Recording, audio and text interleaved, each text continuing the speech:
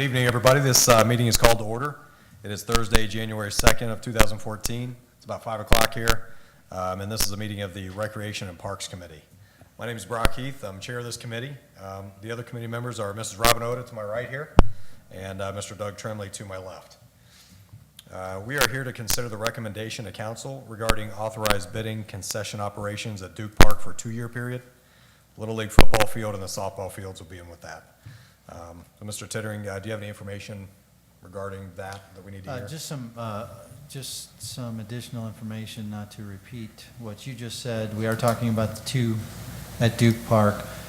We are asking through the park board, or the recreation board, excuse me, for a 2-year extension rather than the previous 3-year contract. Yeah. Not extension, but 2-year contract rather than 3 years. The idea being that one of the projects that Mr. Seiler, the recreation director, who is here in the office, or in attendance, would like to do in the next year or so is to analyze the cost effectiveness of bringing all of the concession operations in-house, or at least consolidating them in some fashion. And given the time frames that are involved and how involved that analysis will be, a 2-year contract really makes sense. The minimums that the Recreation Board is recommending are similar to the ones that have been in place. We've had limited bidders, and we don't expect that to change. However, it is not a sole source, so it does need to be competitively bid. And we are not asking for an emergency. Okay. Mrs. Oda, Mr. Tremblay, does you have any questions? This is basically an extension of the same exact kind of contract we had for the last 2 years. Well, it's a new bid based on the same parameters, Same parameters, yes. Exact same. Yes. Okay. That's the only question I had. Yeah, John. Is there a contract already in place? We do, and it that will expires. change? It It's expired. expires, okay. It expired at the end of 2013. Got to get in 2014 mode. And instead of the normal 3-year, we're just doing 2-year, and Right. exact same thing. Yep. Pretty no-brainer there. Does any other members of the city staff have any questions or anything out there? You guys good to go? Any members of the audience have any questions or comments? Don't see any. If you guys are ready to move forward with kind of this request, I think it's pretty, there's not really a lot about there. I have one question at least. Oh, Bobby Phillips, would you like to, do you have any questions? Yes, sir, thank you. All right. Mr. Titterington, what are the parameters that staff is looking at to evaluate, why we would want to bring this in-house? What topics have brought this about that it needs to come in-house, or for what reason? Well, there are a number of issues. One of them is the limited number. I think the last time we had one bidder for this. Perhaps over the last several years, we've only had one bidder. We have various concession operations from Hobart, from Duke Park. I think there are a couple of other ones that we've got. So there may be an opportunity to do this in-house, with in-house staff, and be a little more cost-effective. Other than the fees that we are charged, do we have any idea of what the vendor has been making on a gross or net basis from? They've not, as a requirement of the bid, submitting a bid, been required to submit that information, so we don't have that information. However, the bid specifications will include the requirement that they provide that information to us for this next 2-year period. Okay, any other additional things that we've added into the contract that to help us with stats or anything? No, we're getting a head shake from the... Okay, I see that. Behind the microphone. Yes. Okay, that's all I have, Mr. Chairman, thank you. Sounds I good. have one more question. Yeah. When you say in-house, does that mean that your department will be hiring, Ken? That is one alternative that we would look at and see, what could we save, how much would we gain by doing it that way versus, it may be another option, may be just to bring all of the concessions into one single bid opportunity. We have the pool operations as well, just remember that too. So we really don't have any set goal other than to look at everything and see if we can do it Okay. better.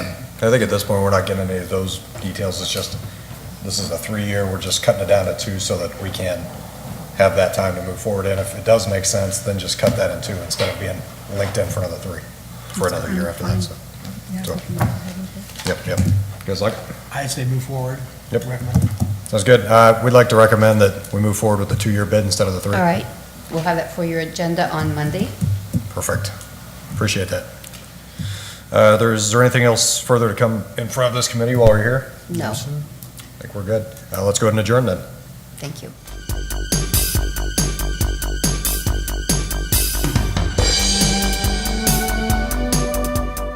Hi, we'll call this meeting to order. This is a meeting of the Safety and Health Committee. This is Thursday, January 2nd, 2014, and it is about almost 10 after 6. I am Robin Oda, Chair of the committee. 10 after 5. And this is Mr. Brock Heath and Mr. Al Clark, the other committee members, and we're here to consider providing a recommendation to council regarding a resolution supporting the Regional Green Initiative. Mr. Titterington. Thank you, Madam Chair. We have been requested by the City of Dayton and Montgomery County as part of the Miami Valley region to support this initiative that they are promoting and that we would, in our own way, help promote if you pass this resolution, and that is to focus more on what's commonly known as the Green Initiative, the whole recycling, environmental friendly effort in really as many or as few ways as we want to. We do have the resolution that we would propose actually in your packet, which is not what we usually do, but we wanted you to see this so that you really could understand how broad the initiative really is or can be. And really what we would commit to is that, where we can, we will have our buildings be as environmentally friendly as it's cost effective to do. We will support the kind of development that supports the environment, again, where it's cost effective and feasible. There are some items listed in Section 4 where the City of Troy will pursue goals, and really those goals, just so you know, are the whole region's goals, so we would just be part of the region. We, for example, in B, talks about having 30,000 Facebook fans. They have a Facebook page for the Green Initiative. We would, on our Facebook page, like that Facebook page and encourage others to, become friends with that page, if you will, to help the region get that goal of 30,000. There are some things that, in here that we already do, many things that we already do, and so this is really just reiterating what we're doing and putting it down in writing, including, the fact that we are Tree City USA and that we have a fairly aggressive effort to make sure that we are growing our tree population as much as we possibly and feasibly can. So when you see the A through G, those are the whole region's goals. Those are not, Troy's not expected to, we're not committing to have our own 30,000 new Facebook fans, for example, 1,500 certified green businesses, but where we can, we want to help add and get that total goal reached. Those There- are all questions I had. Are these Troy's goals? Because I thought it seemed pretty lofty. It's pretty big goals if they were just ours, yes. Yeah. Do you know what the city of Miami, or Miami County, what our recycling rate is right now? This says 25% regional. We, right now, are at that 25% level. Just within the city? county, I believe, is a little less than that. Okay. Is there a cost to this? Not necessarily, no. We don't have to have any kind of membership if we don't want to. It's really just, promoting the whole effort on behalf of the region. And it also does not commit the council to any specific decisions.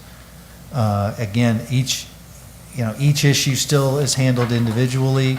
You'll see there's language in here that, I wanted to be careful and say that, we promote these efforts where it's cost effective, where it's feasible, where it makes sense. So if you look at some of the language, for example, Section 4G talks about development and redevelopment of the river corridor. That is the regional effort from Sydney down to Hamilton. We're already supporting that by being part of the Corps of Engineers study with the investments that we've made in the marina and keeping it up, providing the launch area, things that we've already done. Whether it goes beyond that or not, this does not commit you to any specific decisions in the future. Okay. But certainly supports things like trying to go after grants to have outside funding continue our efforts where possible. So that is what it is all about, and we recommend that, we ask that you recommend to council support for that, and we are not asking for this as an emergency. That answers my two questions. What was the cost involvement, and does it change? Are we setting ourselves up to put in all kinds of rules into place that people have to follow? And it doesn't sound like that's the case. This doesn't commit you to doing any of that. If we had specific subdivision regs and that related to this, that would come back to the council as a separate decision. Okay. Yeah. Thank you. That, just so others will know, that I had submitted this question. If we, I am for, being green and all that, but my question to Mr. Titterington and the mayor was that if we support this as a council, what implications does it have regarding whatever decision we do with the Treasure Island initiative? And Mr. Titterington had responded to me that just exactly what he had said, that passing this resolution in no way commits council to any specific initiative, resolution, or other policy decision. So since I've been assured that it does not commit us to any specific initiative or resolution, and we have everything on the table, I would go ahead, and that was the one question I had. I would go ahead and support it. Right. Yeah, I just had a few quick questions. So it sounds like you've already said the answer, but if we miss one of these goals, there's no repercussions of No, any not sort? at all. It's really Yeah. just, being part of the group and saying, yes, we're going to make these efforts. There's no requirement. We don't lose funding. We don't lose face. We don't lose any of that. It's Okay. just that, yes, we are committed to doing what we can. Okay, so we're just saying, yep, we want to play as well with the initiative that they're doing. Did they approach us with this? Yes. Is that how they Yes. heard about? They're probably going out to all the different cities and trying to get everybody on board. They are. We have a monthly roundtable meeting of the group of managers from the Miami Valley, and this was brought up by the Dayton city manager. And then the big benefits for us to actually do it is just to cooperate with the local Well, it's initiative. cooperating, it's sending a positive message to the Right. business community, the environmental community. It's really, showing people that we're working together to try to be responsible in how we're developing. Yeah, and then grants maybe as well and different things. Absolutely. Okay, yep, those are my questions. Appreciate it, I recommend. Mr. Tremblay? I have nothing further. Bobby? Yes, I do. Thank you, Madam Chair. Well, in reading Section 4 here, it's rather explicit in that the city of Troy will pursue goals that support the regional sustainability. So this is not just something that is rather nebulous. This is actively pursuing all of the items that are listed in at least section 4. And which, I'm not anti-green or anything like that. We practice that at my home, and I try to be as responsible and encourage the city to do likewise, along with their residents. However, knowing the attachment that we have with the MVRPC by the mayor's presence on the committees, et cetera, I'm a little leery in language like that, when it is actively indicating that we are going to pursue these things. And there could be some costs when we talk about charging stations for vehicles and other things, and CNG vehicles for fuel and things. They're all well and good on a replacement basis, but if we're actively doing some of these things, there are high price tags with some of these items. So I'm a little leery there. I do kind of have a concern with it. So I guess that's not a question, but it's more of a statement, and I would agree, because I think from reading this, I spent a couple of hours today looking over this and looking at the MVRPC website today. And the wording of this does sound like this is what we are going to do. Mm-hmm. And Mr. Titterington, you're saying we're not committed to anything, but Bobby's right. The wording does make it sound like this is what we're going to do. I guess the only thing I would point to is some of the whereases where it talks about, first of all, it's saying that we are just supporting the efforts. Our goal is to support those efforts, that our goal isn't that we will spend money to do so maybe it's just a matter of interpretation. We can, if you have some alternative language that you feel more comfortable with, sure, that's no problem whatsoever. It does not have to be this exact wording. It's not as if Dayton said, please pass this specific piece. As a matter of fact, he said, whatever you're comfortable with and whatever language you're comfortable with is fine. So this was just our draft that we put together in support of what they're doing. And we use them, we use theirs as the template. We didn't reinvent the wheel. So if you'd like to see some different language, Mr. Titterington, that's fine. if we decide to purchase a CNG or an electric vehicle, or install a compressed natural gas or electric vehicle charging station, we as a council would vote on it if it came to over $25,000. So, yes, no? Yes, absolutely. Yes, absolutely. And, yes, you're right, it's 50,000 now, but Okay. nonetheless, you're absolutely correct. Where we might evaluate something like that for our operations would be equipment that would be far above $50,000, including but not limited to, for example, a refuse truck, or a dump truck, or something along those lines. So yeah, that's correct. That would be an individual decision that the council would make. And if I'm reading this right, it says promote new LEED buildings. Well, I can say I'm all for LEED buildings, but for me to, as a community, to build an LEED building, that's going to take a lot of money, and we as a council would vote on that, so.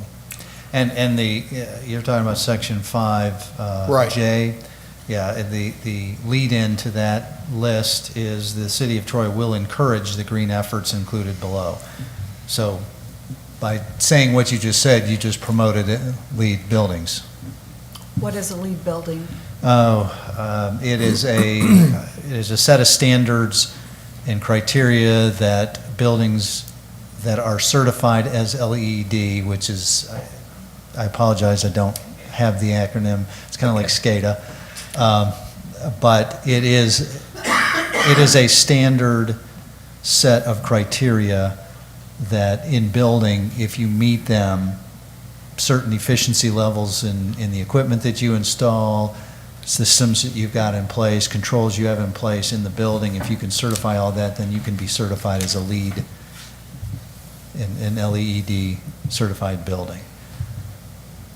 I'm really good with, recycling in the city park, and that's one of the things this thing talks about, conserve or restore additional green space, stream or riverbank areas. We'll go with that as long as it doesn't cost the taxpayers money. When we start throwing out,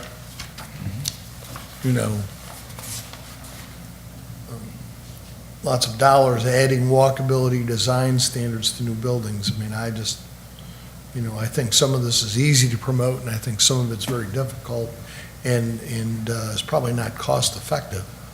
But I would support the initiative as long as it doesn't cost the taxpayers.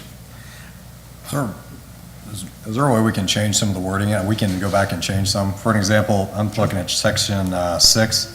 It says the city of Troy will join the greater Dayton region in conducting joint media pushes for 4 times a year. Can we put something like the city of Troy may join, or something less? Will, I mean, will sounds like it's really, you will do this, you're locking in, you got 4 times. Well, and saying will shows our commitment to being part of the region. I wasn't concerned, and I thought about that word because the joint media pushes are as simple as posting it on our Facebook page when they come up with new press releases, making sure we get it out to our local media, maybe have an opportunity during our recycling day or month to join a joint press conference. Also, as part of our Phase 2 standards with stormwater management, there's an education and promotion and marketing piece to that. So these are all meant to coincide and complement those. So Will doing that, we're going to be doing things like that anyway. This way, we're doing it jointly with them, which actually should help our time be a little more efficient. And quite a few of these things we do already. So, I mean, we're not, staying there going, holy cow, there's a new program in place, and we've got to really be concerned about it. Yeah, I mean, it may, to Mr.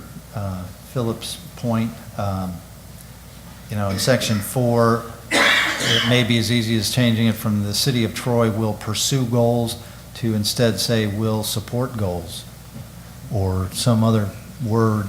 If you don't like pursue, you think that's a little too aggressive.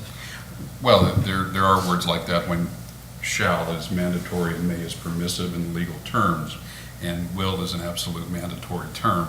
But so other terms like that, maybe Tone it down. Yeah, tone it down a bit if I would. But, so I would support that, and in fact, I would suggest the committee table this for further discussion, or I was going to say, do we have to sit here tonight and go through for staff go to come through it back, to try and for staff tone to it come down? back with other language on that. And secondly, is this connected to the Green Building Initiative and the United States Green Building Council? When you say connected, I know it is along the same lines. I don't know if there's a direct link, but they certainly are complementary. Are GBI and USGBC, are they federal groups? Are they just a loose organization of counties, cities, and other governmental agencies, or is it a for-profit? No, I think it is a managed association that has some membership involved. At least one of those acronyms you threw out there. Okay. Is that what this page is? That's one of them, yes. Did you see that? Yeah, that's what spurred the question. Yeah. Green sometimes has a negative connotation to coming from California. And I'm all for being careful with how we handle our resources. I just don't agree with some of the force it down your throat, you will be green. Right. So I guess comments out here in the audience? Mrs. Baker, Mayor, anybody? The word pursue doesn't mean you're all in 100%. Pursue means I've had people say they're agreeing with me, but they're not agreeing very strongly.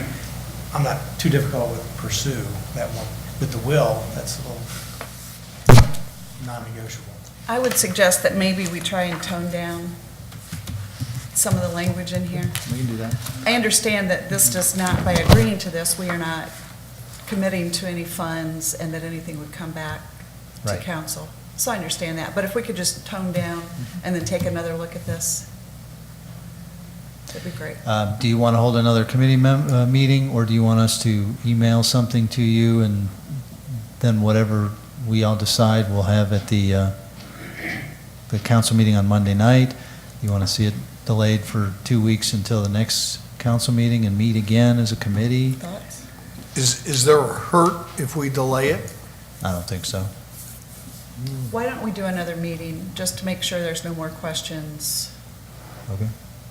Yeah, that'd be I great. agree. Okay, we can do that. Okay. Thank you. All right. Anything else? No. Okay, meeting adjourned. Thank you.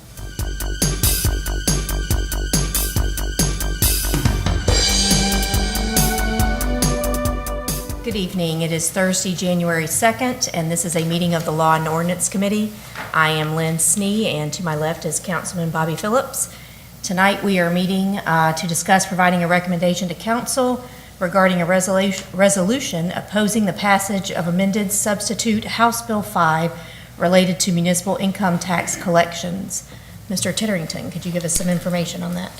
Thank you, Madam Chair. As some of you know, this is an issue related to municipal income tax rules and regulations.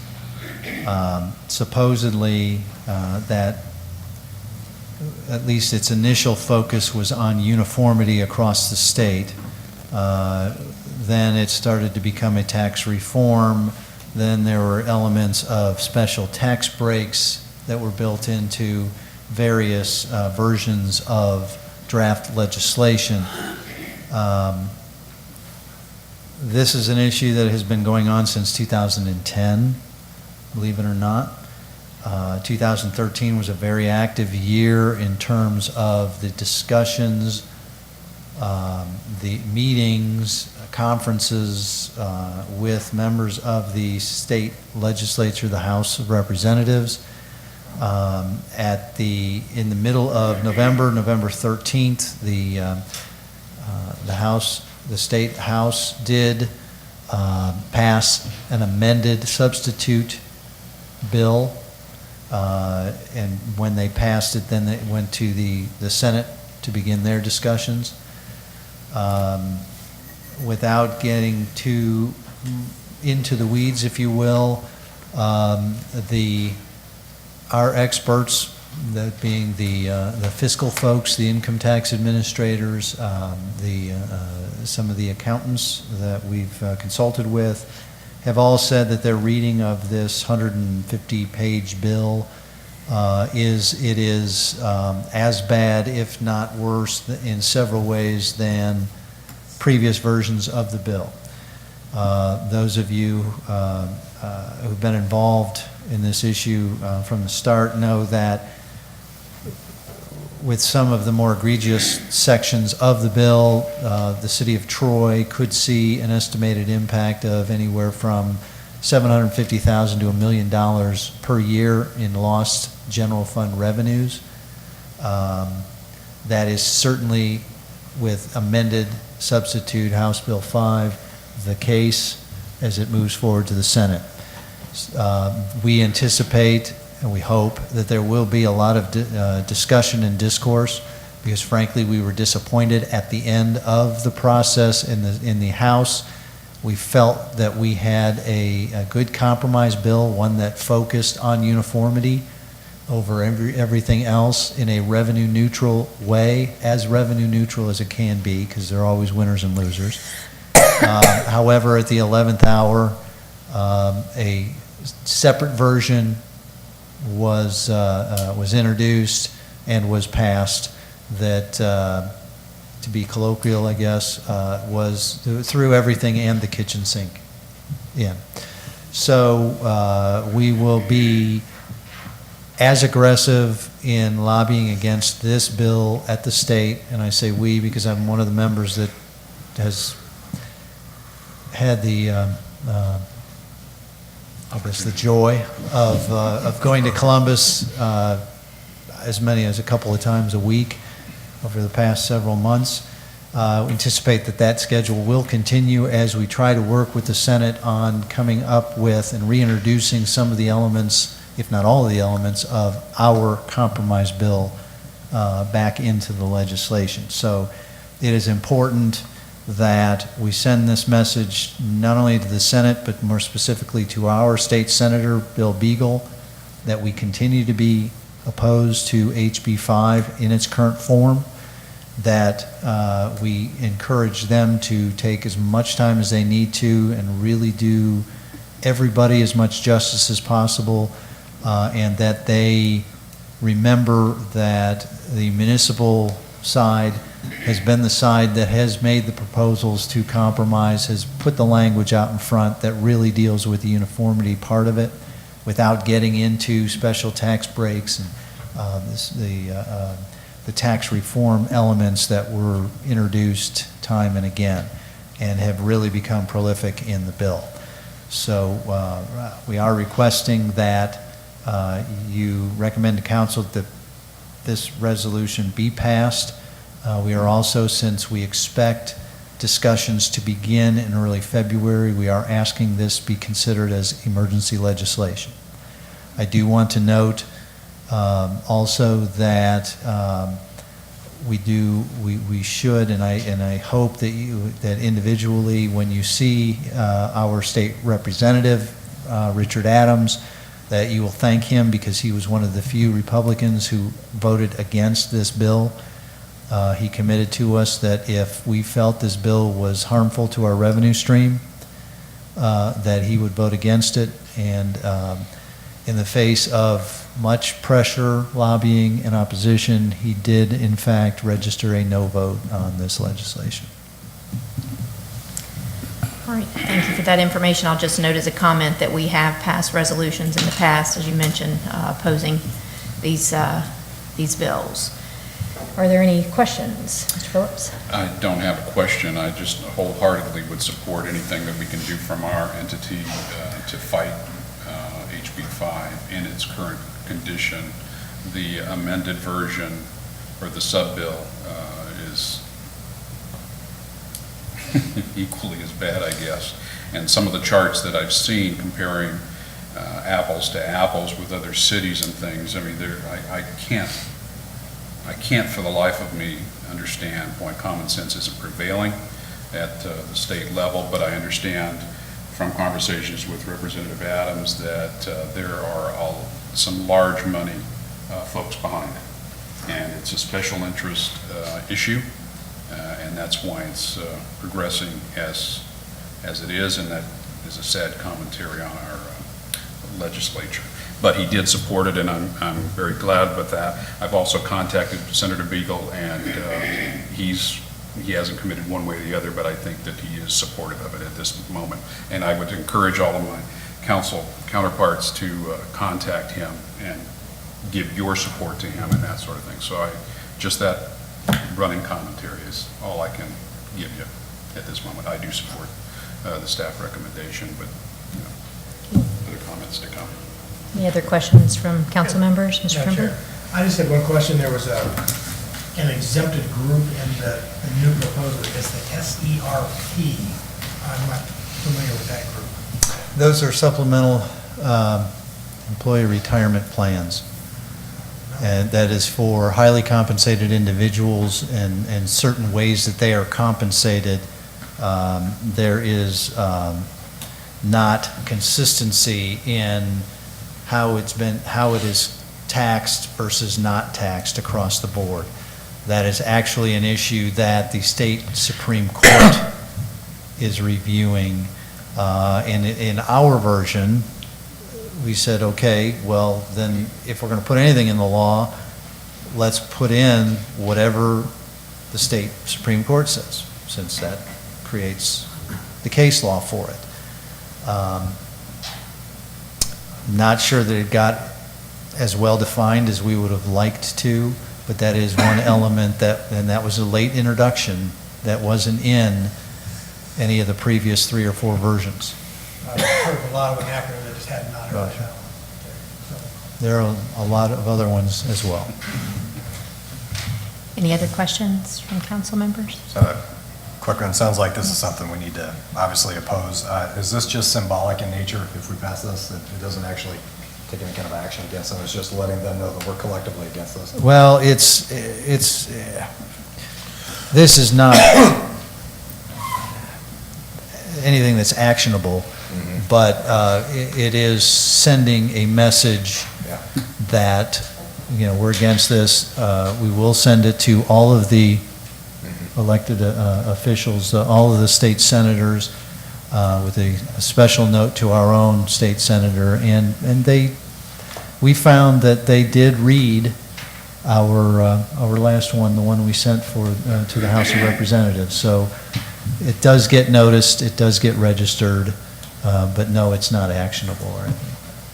And I'm sure, just to note, that there are lots of other municipalities, cities, towns that are passing similar resolutions. Absolutely. So they will Yes. also be sent to Columbus. Any other questions, Madam President? Mr. Statham? Mr. Mayor? All right, Mr. Phillips, are we, I support the staff recommendation. and I support it as emergency legislation? Absolutely. Then we're ready to go forward. All right, thank you. Anything else to come before the Law and Ordinance Committee? No, ma'am? Then we are adjourned. Thank you.